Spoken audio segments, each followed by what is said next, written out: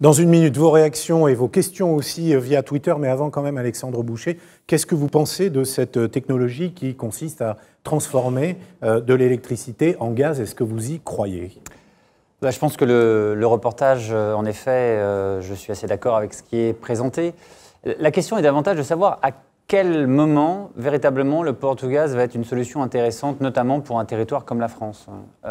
On va quand même avoir, jusqu'à 2030, relativement peu de surproduction liée au parc renouvelable, même si on tient nos objectifs en termes de renouvelables.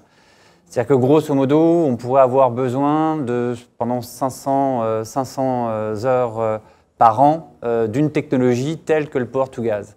Or, le Port-to-Gaz, il repose, comme le reportage le précisait, sur des investissements assez significatifs en termes d'électrolyseurs. Et qu'un électrolyseur, pour que véritablement il soit pertinent d'un point de vue technico-économique, il faut qu'il fonctionne quasiment toute l'année, 24 heures sur 24.